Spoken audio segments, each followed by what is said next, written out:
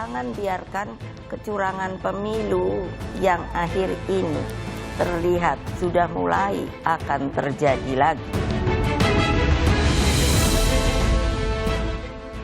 Ketua Umum PDI Perjuangan Megawati Soekarnoputri menyinggung putusan MK yang memutus perkara syarat Capres-Cawapres sebagai manipulasi hukum. Megawati juga mengapresiasi putusan Majelis Kehormatan MK yang menjatuhkan sanksi berat pada Anwar Usman karena dianggap memiliki konflik kepentingan. Megawati menegaskan kecurangan pemilu tidak boleh terjadi. Pemilu yang demokratis, yang jujur, adil, langsung, umum, bebas, dan rahasia harus dijalankan tanpa ada kecuali. Rakyat jangan diintimidasi seperti dulu lagi. Jangan biarkan kecurangan pemilu yang akhir ini terlihat sudah mulai akan terjadi lagi. Gunakan hak pilihmu dengan tuntunan nurani. Pernyataan Megawati ini mendapat tanggapan dari cawapres pasangan Prabowo Gibran Rakabuming Raka. Gibran mempersilahkan untuk menyampaikan laporan jika ada kecurangan pemilu. Jangan sempat khawatir adanya kecurangan di pemilu 2024. Ya dilaporkan aja misalnya ke Bawaslu atau apa misalnya ada kecurangan atau apapun itulah ya. Saya mau doanya apa? Ya. 3 pasangan capres akan bertarung pada Pilpres mendatang. Setiap tahapan pemilu harus berjalan jujur dan adil tanpa intervensi dari pihak manapun. Tim Liputan, Kompas TV.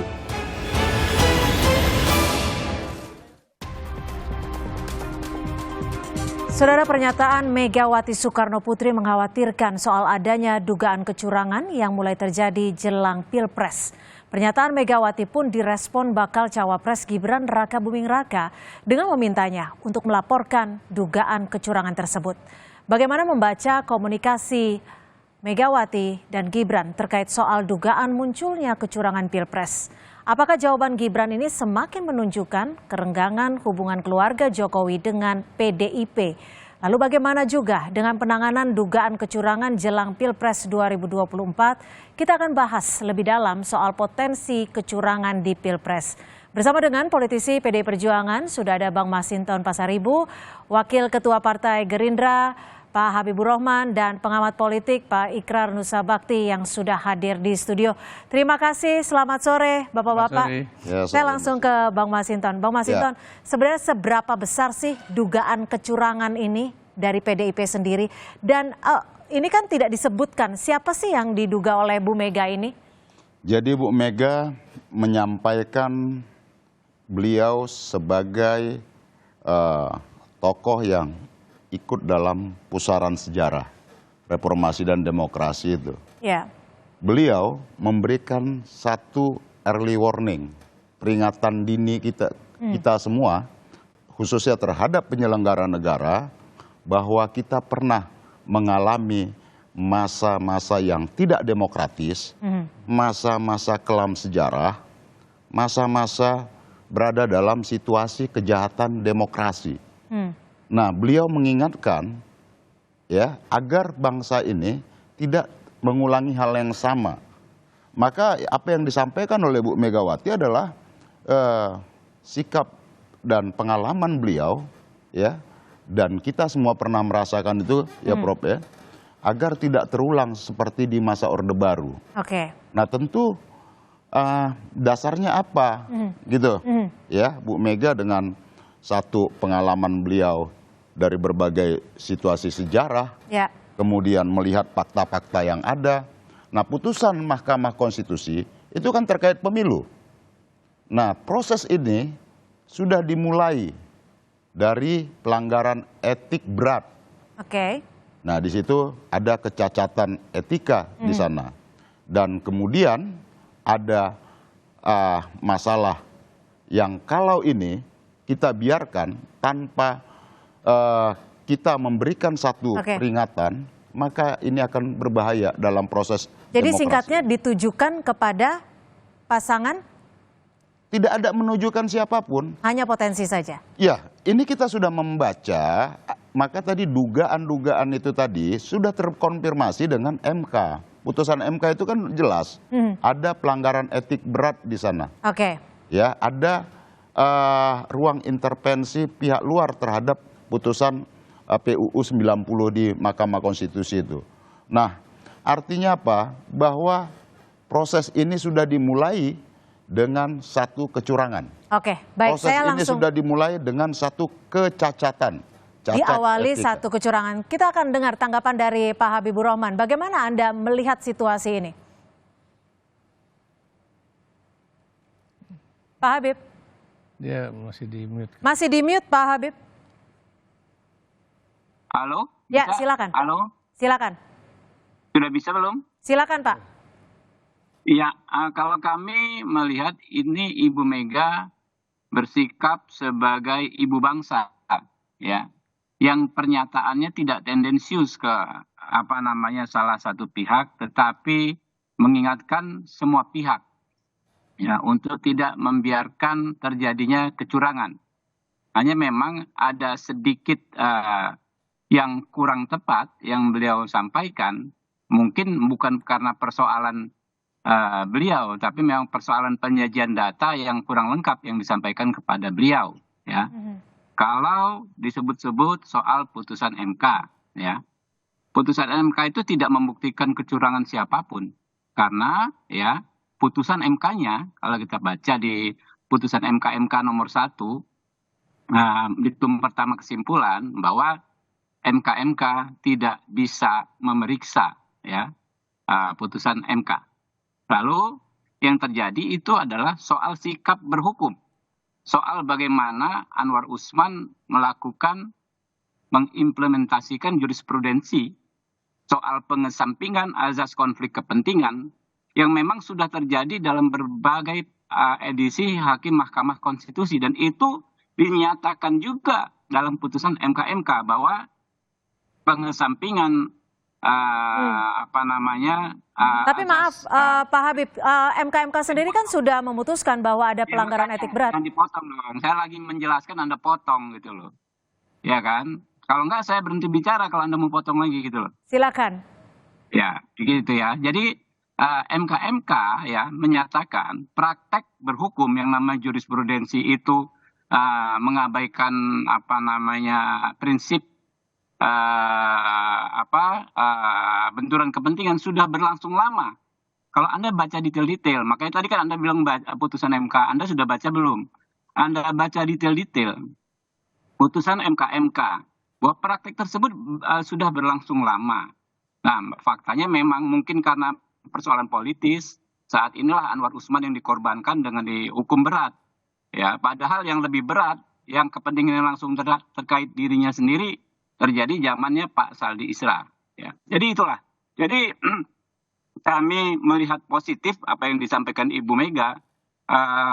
Semangatnya kami dapat, ya, bahwa memang menggunakan kekuasaan untuk menguntungkan salah satu pasangan calon, ya, atau merugikan pasangan calon itu tidak dibenarkan. Dan ini sudah banyak laporan kami, mulai dari PJ Bupati Cilacap, ya. Baik.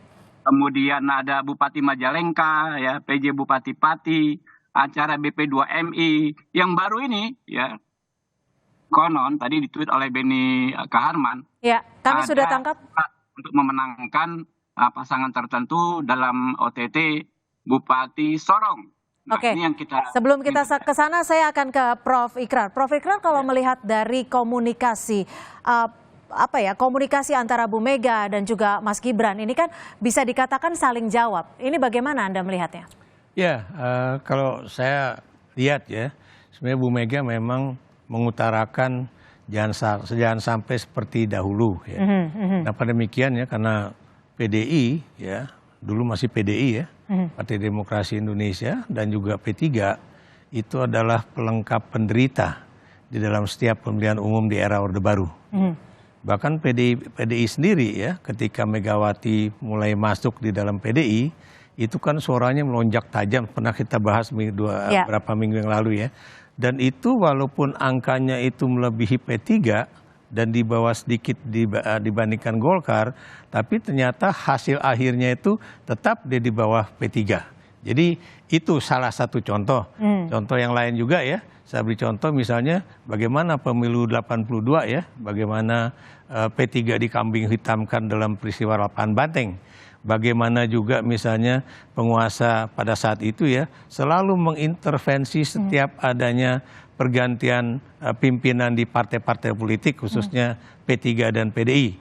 Dan kemudian yang lebih gila lagi itu adalah bahwa pada masa lalu itu hasil pemilu itu sudah boleh dikatakan ditentukan terlebih dahulu dibandingkan melalui proses-proses pemilu yang benar-benar yang baik ya. Anda mungkin nggak percaya kalau saya ngomong ya, itu kalau mau menghitung berapa angka perolehan suara ya, itu kadang itu perahu itu cuma muter aja, berapa daerah sini sekian gitu. Jadi cuma begitu aja tanpa seperti yang sekarang tuh ya, kertas C1-nya itu benar-benar dilihat, benar-benar ada saksi dan sebagainya. Kenapa demikian? Karena pada saat itu memang penguasa itu menggunakan baik aparat itu pihak militer ataupun polisi untuk intervensi pemilu. Nah sekarang ya ini kan juga ditakutkan baik itu ASN ataupun TNI khususnya TNI AD ataupun Polri ataupun intelijen itu juga dipakai oleh penguasa untuk memenangkan salah satu pasangan calon. Baik, sebenarnya seberapa krusial seorang Megawati Soekarno Putri sampai mengucapkan beberapa poin padahal belum masuk di masa kampanye. Tapi kita akan bahas selepas jeda, tetap bersama kami di Kompas Petang. Terima kasih Anda masih bersama kami di Kompas Petang. Kita masih membahas soal saling jawab terkait dengan adanya dugaan potensi kecurangan di Pilpres 2024. Prof. Ikral, kalau tadi Anda menyebutkan ada komunikasi politik. Nah, kalau Anda melihatnya, komunikasi politik antara Bu Mega dan Mas Gibran ini apakah sudah mengkonfirmasi bahwa hubungan antara Jokowi dan PDIP semakin merenggang? Kalau buat saya bukan semakin merenggang ya, tapi memang sudah patah arang. Ya. Patah arang? Sudah patah arang. Jadi kalau saya meminjam istilahnya Puan Maharani, dia bukan lagi bagian dari kita. Jangan bermimpi bahwa dia juga masih bagian dari keluarga kita. Jadi itu menunjukkan bahwa Pak Jokowi itu bukan lagi bagian dari PDIP gitu kan. Dan itu juga sudah menjadi bagian dari pihak lain gitu kan. Jadi itulah yang terjadi. Dan menurut saya sebaiknya juga Gibran diam aja. Kenapa demikian ya? Karena Gibran sendiri kan pernah menyatakan bahwa dia akan tegak lurus pokoknya mengikuti apa perintah dari ketua umum. Ya. Tapi sekarang kok dia kemudian memberikan komentar-komentar yang boleh dikatakan nggak begitu enak ya. Padahal kita tahu memang proses ini di dalam proses saja belum kampanye politik itu memang sudah ada intervensi semacam itu. Sebelum kita ke sana, Prof. Ikrar, ini kan Mas Gibran juga sempat menjawab bahwa jika memang ada kecurangan dibuktikan saja. Apakah statement ini juga mempertegas bahwa ini adalah tantangan? Ya. Tantangan kepada Bu Mega? Menurut saya iya, ya tantangan terhadap Bu Mega ya. Padahal kita tahu lagi-lagi ya. Ini kan pemilu masih dalam proses dan kemudian juga ya Anda juga tahu ya tadi kalau menurut para ahli hukum itu sebetulnya proses di dalam MK itu belum selesai. Kalau MK yang 8 hakim agung ini akhirnya juga memproses itu merevisi undang-undang yang sudah terjadi itu dan kemudian ada desakan bahwa itu berlaku tahun ini, dia juga bisa saja tidak tidak bisa jadi calon wakil presiden. Oke, kita belum sampai ke sana ya. Kita masih menunggu prosesnya. Bang Masinton, patah arang, betul? Ini artinya sudah mengkonfirmasi bahwa tidak akan lagi lah keluarga Jokowi masuk di PDI Perjuangan. Ya, kalau PDI kan sikap partai ada anggaran dasar, anggaran rumah tangga ya, dan sudah minta pengembalian KTA gitu ya. Nah, kemudian yang perlu kita sampaikan dengan pesan Bu Mega ini adalah apresiasi beliau terhadap Majelis Kehormatan Mahkamah Konstitusi. Bahwa masih ada cahaya keadilan gitu loh ya. Nah artinya apa? Beliau melihat proses berbagai lembaga negara sekarang itu sedang terjadi proses kooptasi. Nah ternyata ya Majelis Kehormatan Mahkamah Konstitusi mengeluarkan sebuah putusan ya tentang adanya pelanggaran etik berat, sehingga itu yang diapresiasi oleh Bu Megawati di tengah gelap itu masih ada cahaya gitu loh untuk kita memperjuangkan keadilan tadi. Nah, tentu ya ini semua harus dimaknai sebagai semangat menjaga reformasi dan demokrasi ini. Baik. Karena apa? Kita tidak mau Ya. ajang pemilu ini hanya sekedar ajang ritual prosedural per 5 tahun. Ya, Orde Baru yang otoriter, ada pemilu ada, per 5 tahun ada. Itu demokrasi prosedural.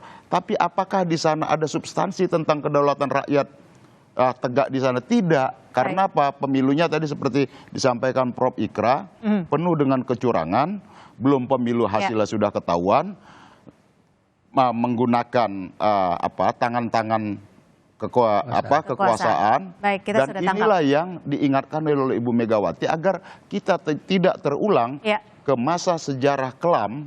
Baik. Ya, di mana demokrasi kita itu penuh dengan kejahatan-kejahatan yang digunakan oleh rejim kekuasaan pada masa itu. Baik, saya akan ke Pak Habibur Rahman. Pak Habib, kalau melihat tadi disinggung juga bahwa Mas Gibran kan juga sempat menjawab bahwa jika ada kecurangan, laporkan saja atau buktikan saja. Ini apakah artinya bahasa politik Mas Gibran ini sudah cukup kuat untuk menjawab Bu Megawati? Saya bukan orang ahli politik ya. Saya di DPR pun karena skill saya terkait masalah hukum. Makanya saya ditempatkan di Komisi Hukum.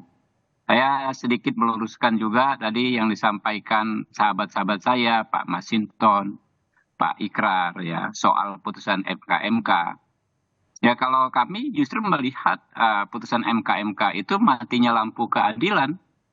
Bagaimana orang disebut ya membuka ruang intervensi tanpa membuktikan adanya intervensi. Ya, tidak seperti saya selalu sampaikan di berbagai forum, tidak satu saksi pun, tidak satu ahli pun, tidak satu dokumen pun, tidak ada. Lalu bagaimana orang dihukum karena melaksanakan yang namanya jurisprudensi, sementara pihak-pihak yang lain tidak. Jadi kalau orang saat ini ya sudah membaca detail putusan MK pasti sudah gugur premis bahwa ini menciptakan keadilan pasti kalau orang yang paham sekali hukum. Dan ini sudah banyak, bukan hanya saya ya. Di mana-mana saya mendapatkan masukan. Ini putusan MK luar biasa.